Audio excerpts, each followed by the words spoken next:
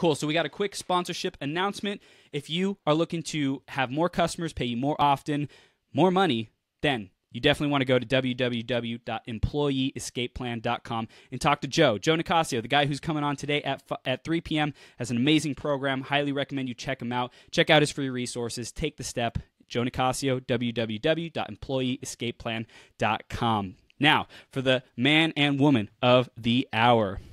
The definition of a power couple, entrepreneurs Devona and Kevin Stimpson are the founders of Strive and Grind, an international branding and creative company that specializes in creating premium brands for entrepreneurs, influencers, and service-based business owners. You can find them speaking at exclusive masterminds or big stages around the world amongst today's thought leaders, hosting exclusive branding workshops, and being featured in the press, such as the Huffington Post. Devon and Kevin, are you ready to rock this?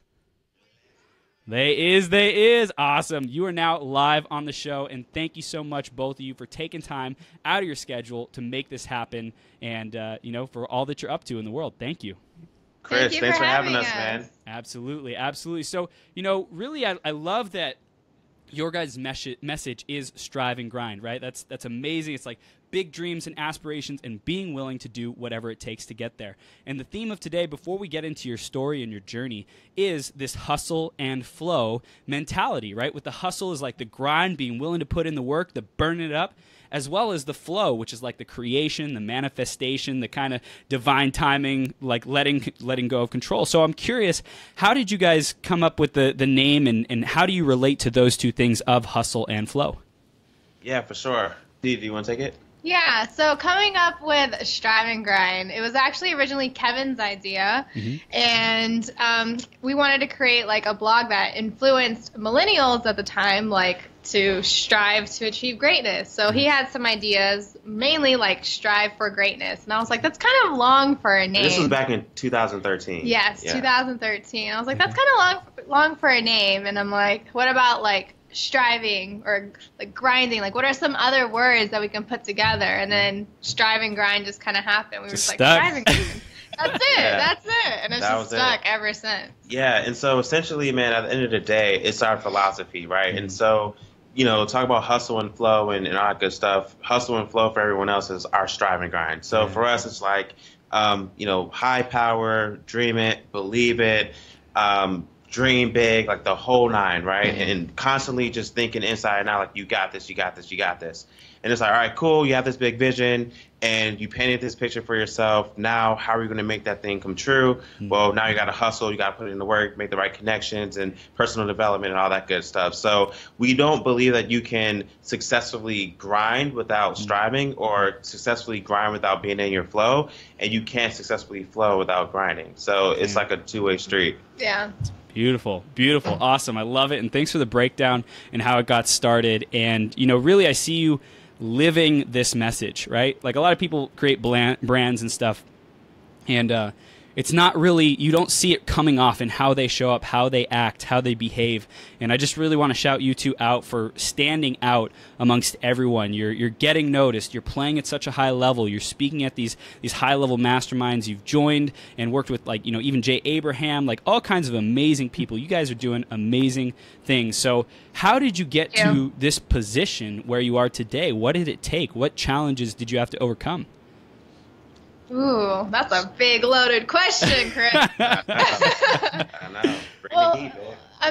First, I think to get to anywhere you want to be, and this was like a conversation we had recently, and I was like, how are we connected with all these awesome people? How are we where we are in such a short amount of time? And I'm like, I really think it comes down to intentional observation, kind of like the reverse engineering theory. Like, we knew, any event we went to, any move that we made, there was always a specific intention. If we were to go to a conference, it's like, are we going to get stuff out of this conference? Is there somebody there that's going to help us get further? And not in a using people mentality, but it's like, you have to have intention. You have to do stuff that's going to take you to where you want to go, that's going to serve you.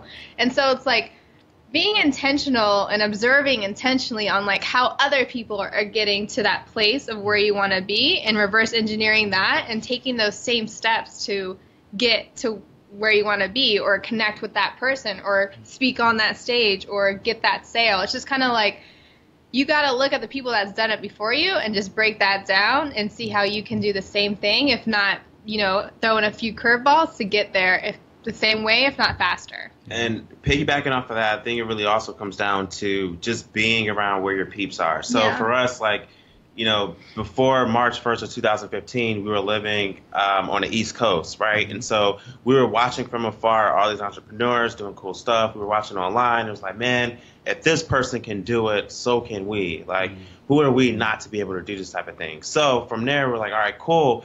If we were to go somewhere, where would we go? We always want to come to California, but not just anywhere in California, mainly even specifically San Diego, California, because a lot of the people that we looked up to at the time, they lived in Southern California, in San Diego. So it was like, all right, cool, we need to get there. And so during that time, we were very intentional about coming out here. At the time, I'm working at my day job as an IT project manager, and I leveraged my day job to move me out here. They paid for everything, which was really cool. That's epic. And then, That's epic. it was perfect. And then from there, I was like, hey, Kev, Devona, we got 1 year to quit our day jobs and go full time with this business that we're going to end up creating since we're out here. And then we did that because, again, like Devona said, it's just like it's all about intention. So from there, you know, we hired a business coach and all that kind of stuff. Joined a mastermind, which was super helpful. Being around those people who are crazy, crazy, crazy. We're crazy. We can all be crazy together and just have a good time and do some wild stuff. And then, boom, that's where the magic was happening at. Dang. That's awesome. So where, like, it sounds like it was pretty smooth and easy on the surface, but, like, where were there some sticking points? Or, you know, like, did you guys always see things the same way? Or how did that kind of come to be to where you are today? Yeah. You want to get it? You got it. Cool. So, look, man, I promise, like, every 2 months, we get a challenge, like, crazy hard challenge. If not more, even frequently. more. Yeah, and it's funny, like, I've been telling people now for, like, the last 2 or 3 months now, it's like, God, he looks out. He's like, yo, Kev, like, blessings on blessings, here you go. And then it's like, as soon as I'm feeling on top, I get hit right back down. And then I'm like, dude, just let me be on top of the mountain for a good 3 months straight, and I promise I'm good, you know? But it's cool because it keeps you on your toes. So for instance, like in 2015, when we first started creating the branding company, you know, we went in a lot of credit card debt to hire a coach and mentor and like get things to start working out for ourselves. And then for us, you know, being a young married couple, having 2 dogs, having an apartment, we had 2 cars at the time. We're just like wanting to quit the day job. So we have all of this stuff going on and we're like super passionate and we really want to get this thing off the ground. But there came a part in time where it's like, you know, we were getting overdraft fees literally back to back to back every single week, which sucked big time.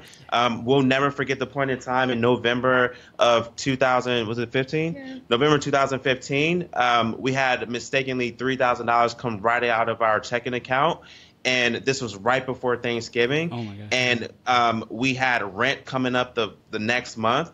And we're like, yo, babe, I don't think we're going to be able to pay rent next month. Right? Not with negative 300 and whatever dollars was there. Right. And it's crazy because I believe that people need to hit rock bottom.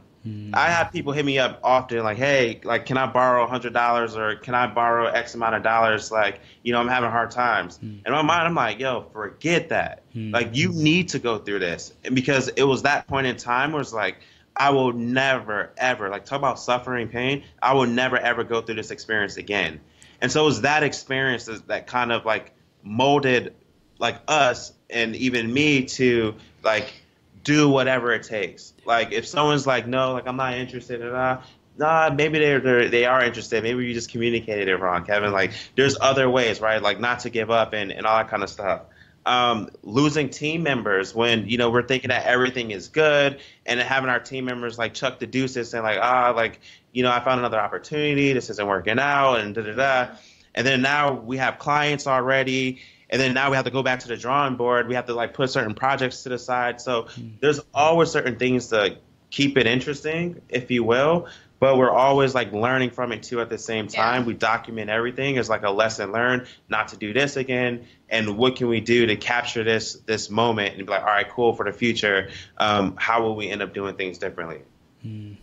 Wow. That's beautiful, man. Thank you for sharing that. And I really, what stuck out was the documenting it, right? Like really taking the lesson, knowing that you'll never end up back in that position again where you didn't have enough money, you know, knowing that you'll do whatever it takes to make sure that that doesn't happen because like you were there, you suffered through that and you're like, God, I learned the lesson. And a lot of people don't learn the lesson even after getting hit multiple times, you know? So I think that's awesome that you learned the lesson. And I'm curious, is there anything, you know, that you guys focus on as strengths as a pair? You know, like one thing that Kevin does better, one thing that Devona does better. Like, how do you work as a pair, as a team? Yeah, so before when we first were building it was like we were kind of just doing everything because we can kind of each do everything that one another does. The only thing that he can't do is like technically like design stuff, and that's like the one thing that I can do that he can't. But it was just like, what are our strengths? So like for Kevin, we made it so that he like does all like the sales, like more of the business side. And then for me, it's more of the creative side, creative directing and like managing the team. Yeah, and I would say for Devona, like, so for me, I'm just a big vision person, big thinker. Like, this is my idea. Now I need to have the people put it together. Like for me to be able to just sit there as a contributor and like write copy or like do the little stuff, not to say little like it's not valuable, but just paying attention to the small detail, that's not my specialty because my mind is just like all the way up here. I can't get down there.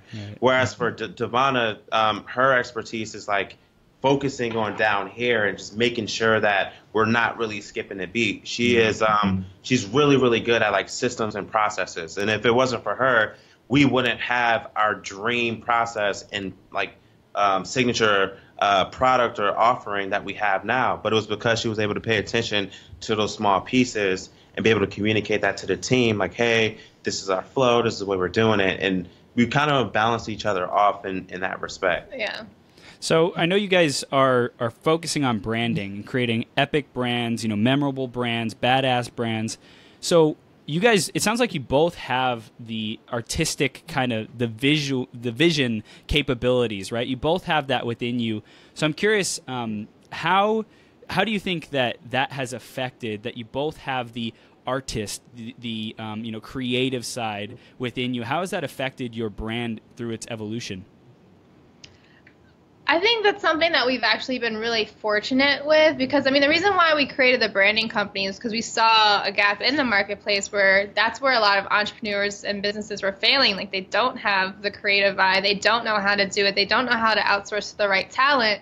And for us, it was like I knew how to do everything, and I've been doing graphic design since I was like in middle school. I created my first website when I was in the 4th grade. So like I've been like doing this, and like because we've been together for 11 years now, like it rubs off on him, and I've helped train his creative eye. And so it's just like that's been like what's been helping us create everything that we've been creating. Yeah, I would agree. Yeah. Awesome. And then you also focus on premium brands and helping build premium brands.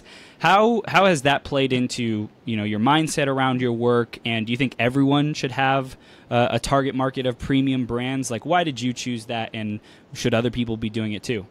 Yeah, good question. So the premium brand perspective was our way to stand out, right? So not only do we have a unique process and offering where we do a lot of stuff in a short period of time and the quality is through the roof, like that's one cool thing about us. But even more specifically, when we're thinking about the type of people that we work with, whether it's personal brands or service-based business owners, a lot of them, it was hard for them to be able to understand or see the value of what branding can really do for you. Because at the end of the day, it is kind of like an intangible thing, right? When we talk about colors and how you make people feel and what people are thinking about you and all of that, it's like, well, how does that translate into dollars? And we can go into that like later down the road. But more specifically, by us saying like, hey, we're going to go the premium route because at the end of the day, we're going to want you to be able to charge 2, 3, 4 times than what your competitors are charging. Yeah. We're going to want you to be able to position your company as a number one investor only in the minds of your prospects and customers. So obviously you're going to be the one winning the business. And then 3, you're going to be able to attract high paying clients who would be able, they'd be happy to pay for your products or services.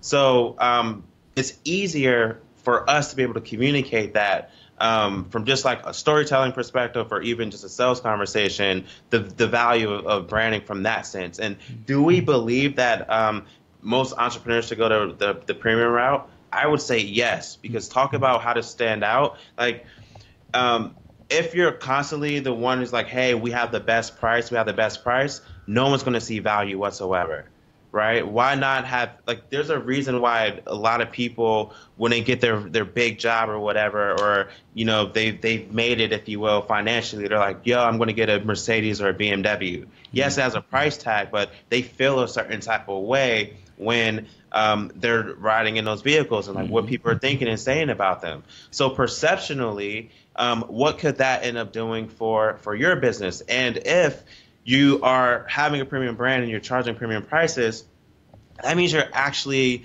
going out there and you're really caring about the product or service that you're actually providing. See, a lot of people, they look at what other people are doing in their space and they're like, cool, like this person did this, I could do the same exact thing. And now there's nothing that's different about them. Wow. Whereas if you go to a premium route, you genuinely care and you're putting your all into it, and it actually shows from the inside out. Yeah. It also sounds like it gives you the space to innovate, because you're not so like concerned about, hey, how do we take stuff out to just give them the bare minimum, but hey, now that we have this excess, now that our mindset is abundance, we living in an abundant mindset, what can we do that's differently, that sets us apart? What can we invest our time, our thoughts, our manpower, whatever, to make this something that stands out? Agreed. Yeah. 100%. Awesome. So what does it take to be a memorable brand, to be a badass brand that stands out? Cool. Yeah, and so every memorable, disruptive, and badass brand, which is what we like to say, starts with vision. And so this is like the number one mistake that we see in our clients or people that consult with us, is that nobody really has a vision. Entrepreneurs just have ideas and they're like, I just want to implement, I'm going to create it and just see where it takes us. Yeah. But you have to look at it like building a business, kind of like building a house. If you build a house without the foundation, like a few years from now, it could crash. And, you know, if there's like a hurricane or earthquake or whatever. So if you think about that like in business, if you don't have the foundation, which is your brand, ultimately, then down the road, your business is going to fail because you don't have that strategy in place. And so when people think of branding, a lot of people think it's all the pretty stuff like my logo or my website, or they'll think it's marketing, but it's none of that stuff. So branding is actually all about how people are feeling about you, what they're saying about you, and what they're thinking about you. It's really all about emotion. And so when you have the strategy, you have to come up with, like, what is your vision? Where do you see yourself 2 to 5 years from now? Because it's the brand that's really going to set you up for long-term success versus, like, the short-term ROI of just making money tomorrow. Like, everybody just wants everything to happen right now, where you have strategy and you create the brand. It's all about long-term. What's the future? Where am I going to be 2 to 5 years from now? How many people do I want to impact? How much money do I want to make? What's the mission? What's the purpose? Yeah. What are your core values? What's your brand promise? Who is it that you're actually trying to attract? How do you want to be perceived? And it's like, cool, once you get that brand strategy side of things, it's like, now you got to get super clear on your unique process, product, or service, right? Yep. Start looking at what everybody else is doing and start seeing like, hey, I'm going to be competent enough to start looking at other industries and see like, oh, I like what this person's doing in this industry. I like what this company's doing in this industry, and kind of marrying things together to come up with something unique to you. And it's like, all right, cool. Once you have that, what's your identity look like? Who is it that you actually want to attract, and how are you going to attract that? So making sure that like all your visuals are on point and it gives off that vibe and feel and aesthetic that's going to attract that ideal person that you're going after. And it's not necessarily doing it yourself. It's like, we always want entrepreneurs to be the entrepreneur, and we want you to train your eye to know what good design looks like, because it's your job as an entrepreneur to know if your stuff looks like shit or not. Yeah. So for people to be like, I don't care about the graphic design, I don't care about hiring the right talent, or I'm just going to learn how to do Photoshop on my own. It's like, no, leave that to the experts and do what you're good at, which is running your business. Train your eye as the entrepreneur to know what good design is so that you can hire the right talent. And if you're not doing that stuff, you're pretty much saying like you don't care about your business for the most part. Is there a right time or a wrong time to focus on branding and taking those steps? The the right time is before you invest in your business. Like, that should be the first investment you make in your business. Because think about it. If you're not clear on the foundation, if you're not clear on where you're going and what you are set out to accomplish and achieve and all that kind of stuff, you're just floating along, how much money are you really just throwing out of the window? And because if all these people are like, hey, like, you should do this, it's like a super cluttered, noisy world out there. Everyone's an expert giving their advice on what it is that you should be doing in your own business. No one should know your business better than you.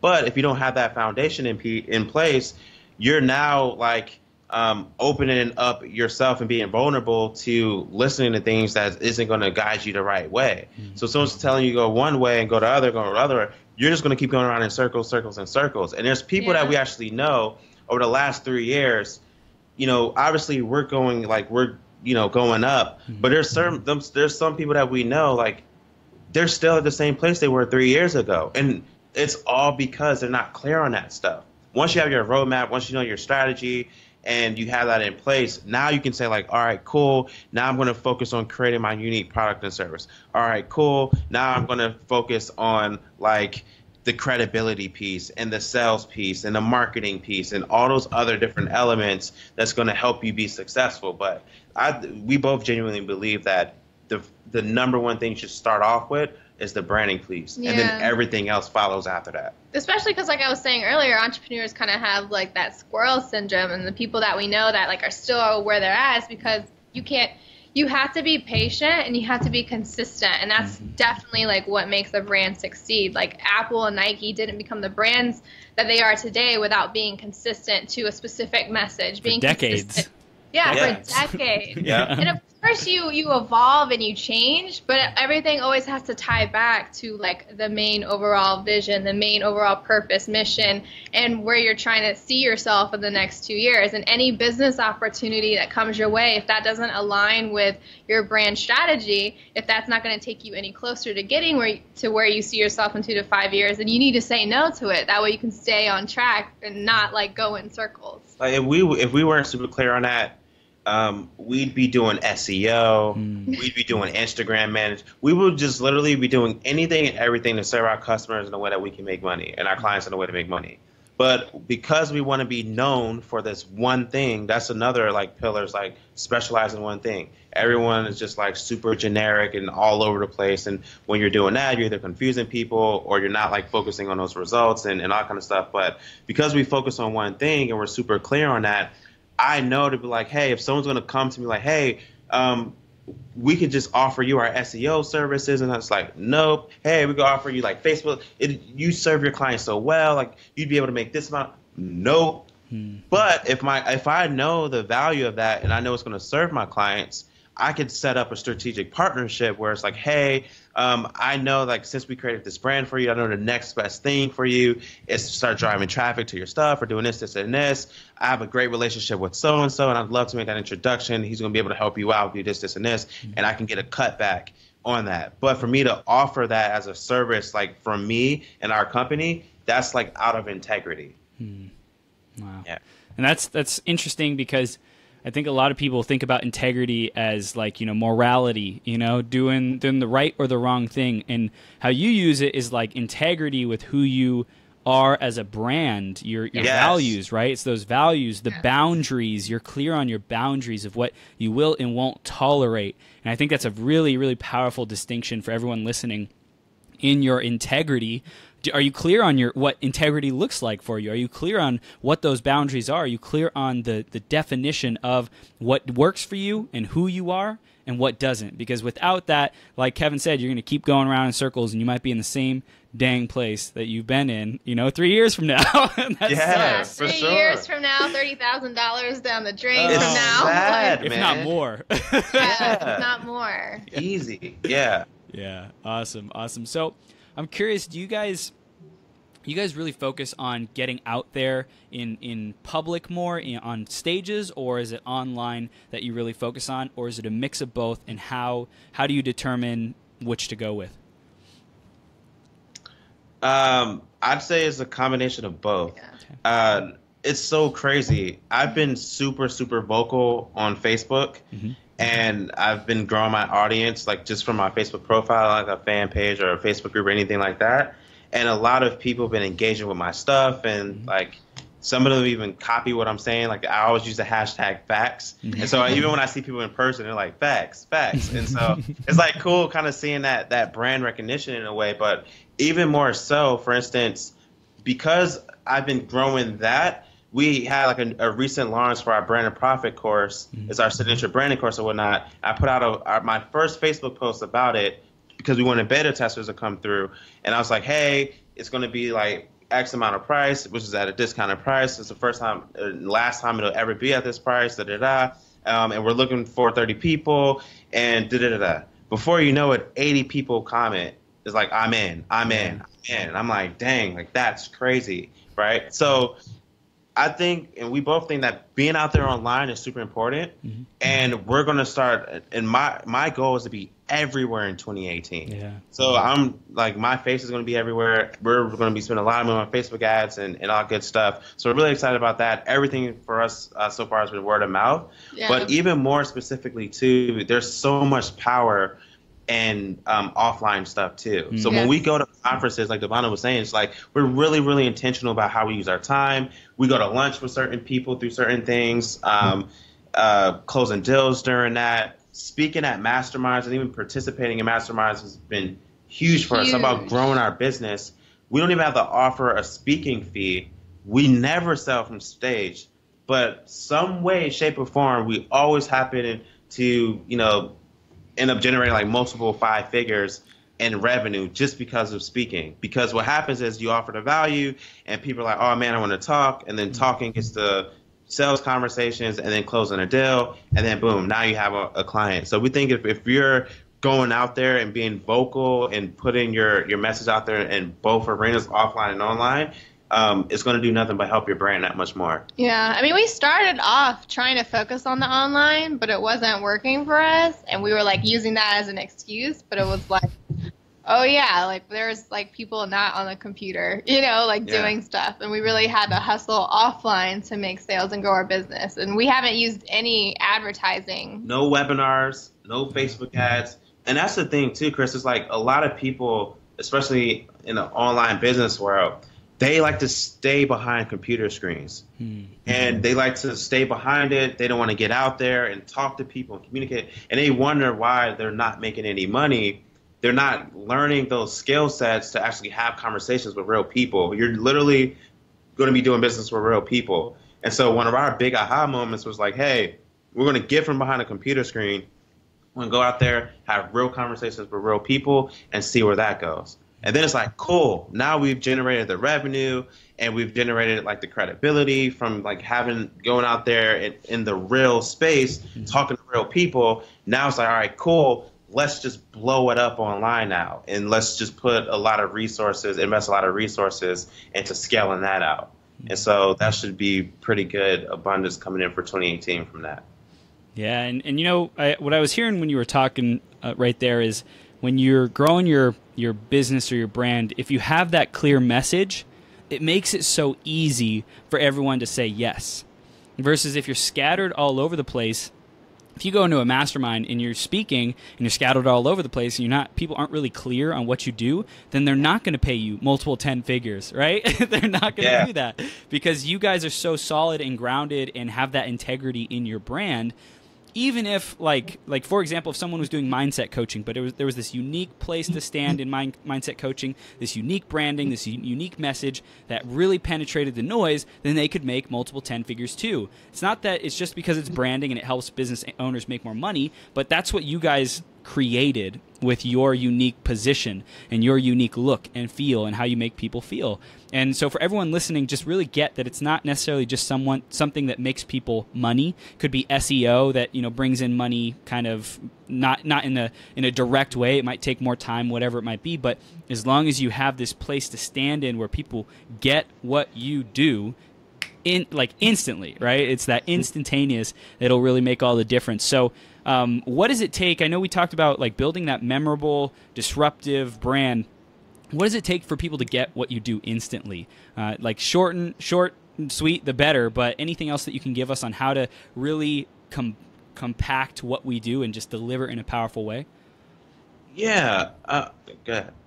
I think it's just thinking about what it is that you're offering, and then trying to be able to communicate it in the most simplest way, but also in a very like creative and catching way. So like for us saying like we help entrepreneurs create memorable, disruptive, and badass premium brands, it's like, whoa, really? Like it's so like different versus just like we help people create brands, you know? So it's like being specific on like who you help, and then also figuring out a way to use words that like pop and like catches people's attention. Yes. Right. And I don't know, like sometimes I don't use memorable, disruptive, and badass premium because there's like too many words like jumping in there. So sometimes it'll be like memorable, disruptive, and badass brands, or to be we help entrepreneurs and service-based business owners create premium brands. And so when we say that, like Devona said, it's like just simple, straightforward. I get it. There's no ambiguity in there. A third grader or fifth grader can understand what you're saying. They're not like, huh, what? And trying to like explain everything and just like like throw up all over people, vomit all over people. You don't want to do that. So I'm not sure. I think that answers your question, but that's our like philosophy. It's like, hey, we help insert like whoever your target demographic is, and then benefit, results, whatever. And practice like saying that stuff. Like when we first started, when we would go to events, like we would spend the 40-minute drive going down to San Diego or whatever, because we live in North County. We'd like practice back and forth, like, oh, so what do you do? And then Kevin would say it. Be like, oh, you should switch this around. And then we would just bounce back and forth because we were so new. We wanted to make sure we didn't look like idiots, and we wanted to make sure that like it was clear and concise, people could get it. Of course, it wasn't good at first, but then as you keep doing it, it's like, oh, like you get it more simplified. And say it with confidence and conviction. Yeah. Because if you're like, you know, we help entrepreneurs create brands or premium brands. Do you? Like, what was that? Are you sure about that? Because it doesn't sound like it, bro. So yeah, say it with conviction and confidence. It's like, I'm going to forget you, so I don't know how you do that for brands.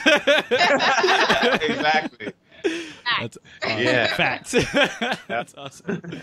Cool. So is there anything that you feel the current entrepreneurial environment like really needs to understand, like the state of our economy, the state of our marketplace, any big like ahas or things that you really just want to drive home for people that they get, that they understand, that they really walk away with from this interview with? Do you have anything? I think it just comes back to what we just keep saying. Like, I mean, and this is why we like talking about branding, is like branding is important. Yeah. A lot of people who think about business or, you know, get inspired to become entrepreneurs, nobody talks about creating your brand first. They just talk about creating the sales. They just talk about the email marketing and building your list. While all that's important, like we truly believe that branding, creating your brand is like should be your number one priority, because without the brand, you can't do your sales correctly. You can't build your email list correctly. Like without that foundation, there's nothing. Yeah. I would say to a couple things. One is to just like pay attention to trends. Yeah. So like Devona was saying, just like intentional observation and backtracking and all kind of stuff. From the beginning, like we would have never been able to jump into our space if we wasn't paying attention to like how messed up literally the entrepreneurial world was in the online business world. And in my mind, I'm like, in our mind, we're like, look, if big brands aren't doing this, why are you doing it? Like, if you're like, hey, this is my company, this is what we do, and here's my business card, or check us out here. If the founder of Apple isn't sending you to a landing page, and that's like your only legit place where you're sending them, like, why are you doing that? I talk about integrity.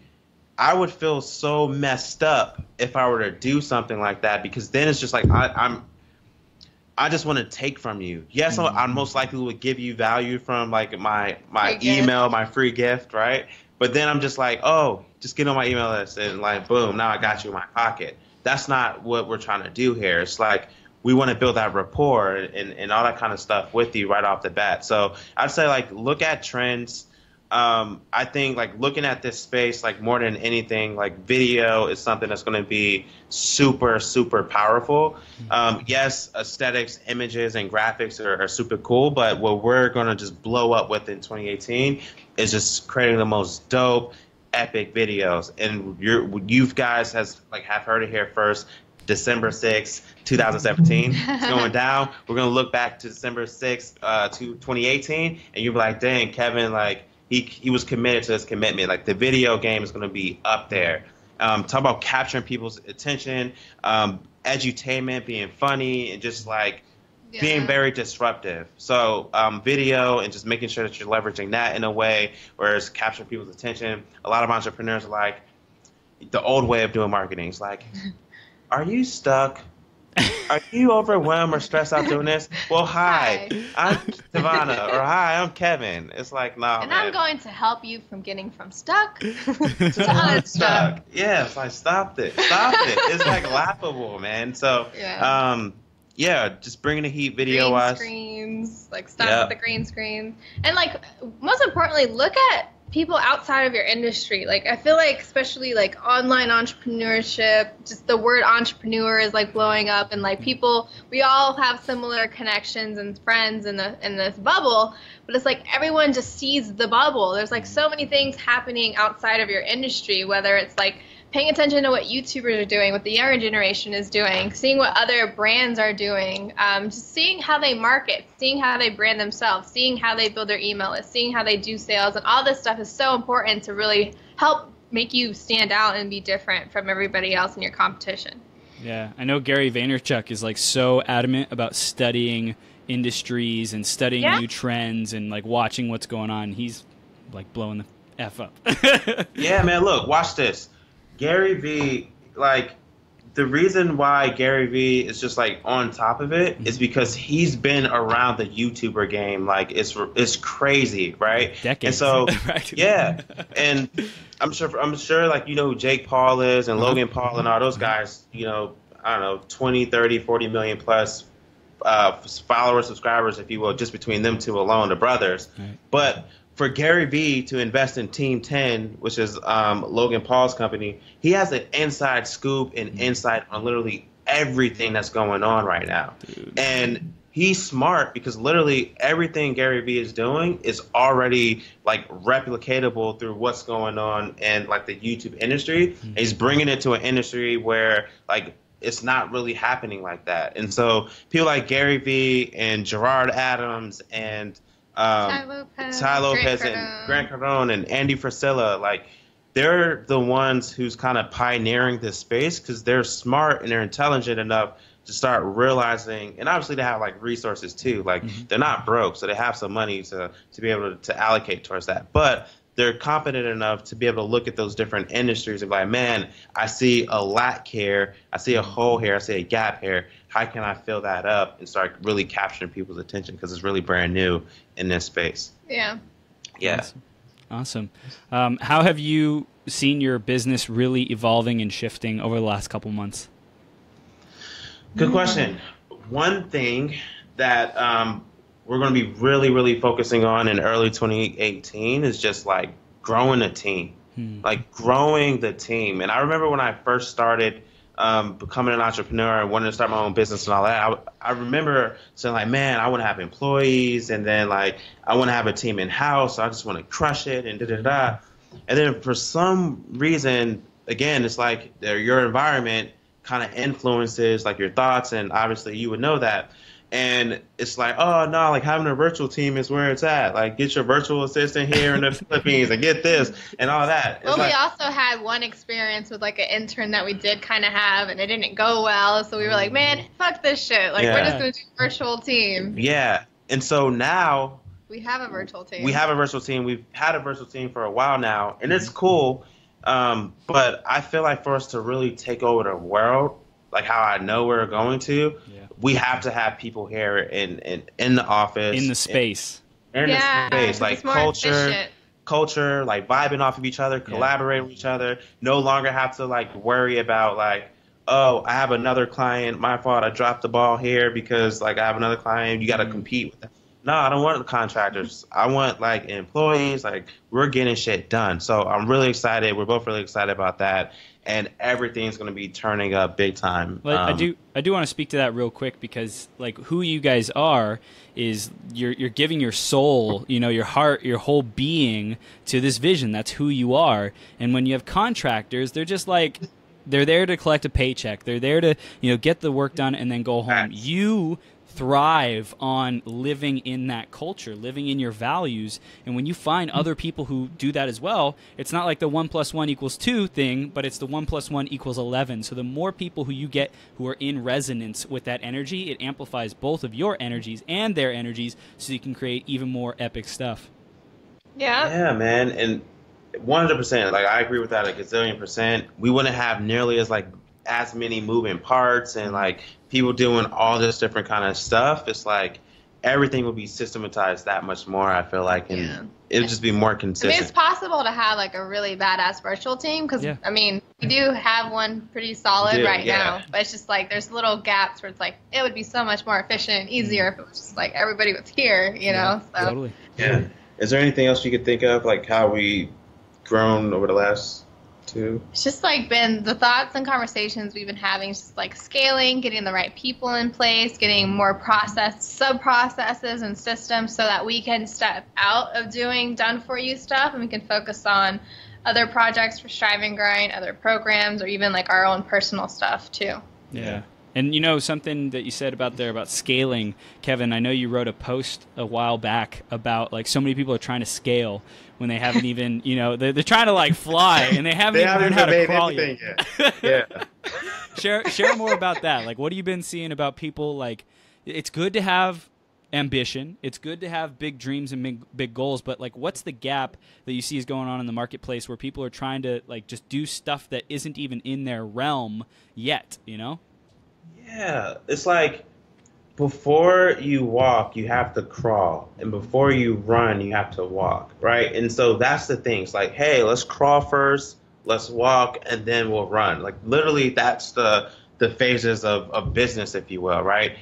Someone who's just starting out, don't know anything about entrepreneurship from like a real world experience, application, process standpoint, like they wouldn't even imagine, they wouldn't even know where to start if they had literally tomorrow had 500 customers, they had 20 people that they had to work with, like they had 20 people that they had to like pay out, and like they wouldn't even know where to begin, right? And it's like everything builds off of one another, and scaling, just like hustle, right? Hustle, my shirt even says hustle, right?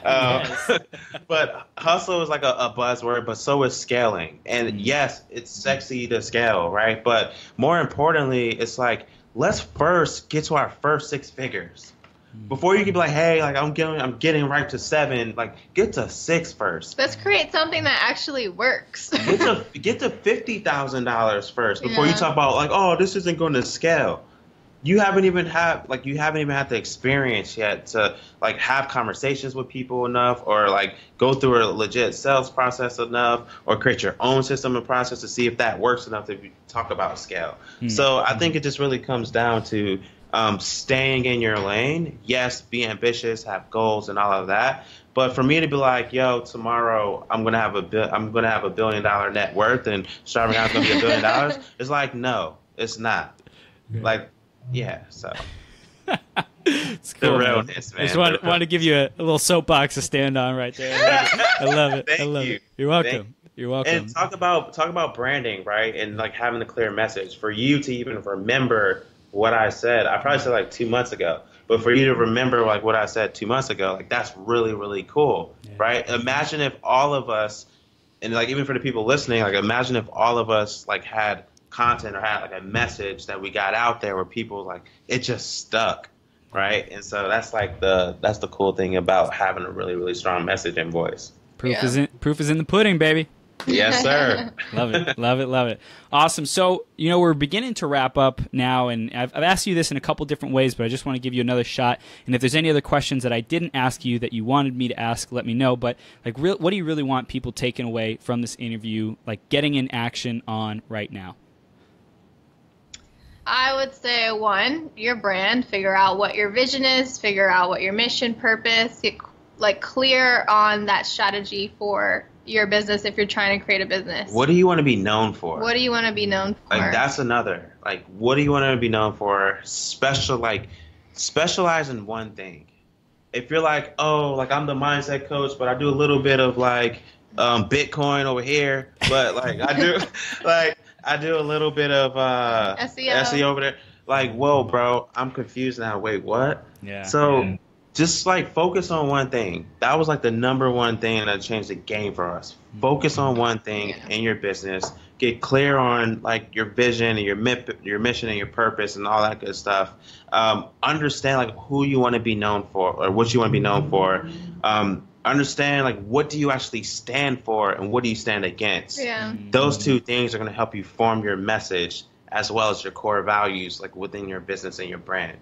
And then once you're able to do that, then it's like, all right, cool. Now start looking at your offering, like what it is that you're actually offering your customers and your clients. And what you want to do is you want to ensure that you're in their best, like you are their like number one advisor. You are their trusted advisor, right? And so what you want to do is you want to make sure that you cut out everything that's just like clutter, noise. Everything needs to be like pure value, and don't do stuff just for the money. Like don't do things just for the money. If you do a great job at what you promise your clients that you're going to deliver them, the money is going to come.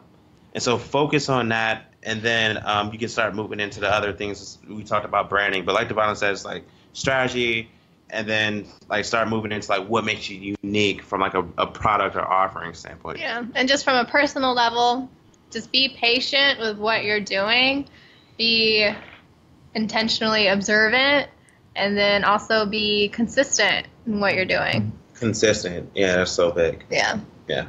Awesome. And what do you want people to do next? Do you have any resources or any next steps for them to take to learn more about you or start to work with you or anything like that? Yeah, so you can find us on our website, striveandgrind.com, strive, letter N, grind.com. And you can reach out to us there if you want to talk. We can either do your whole branding for you or we can do consulting. We also are super excited because we just launched our new signature branding course called Brand to Profit. We can give you the link for that if they're interested in that. It's basically like the DIY version of what we do for our clients one-on-one, and you basically get to learn more on a deep dive, everything that we talked about in this interview, and also just basically creating those key pieces of creating a premium brand. Yep. Beautiful. Awesome. And then tell us once more what 2018 has in store for you all. Ooh. So 2018, we will be building our team, scaling, like for real scaling.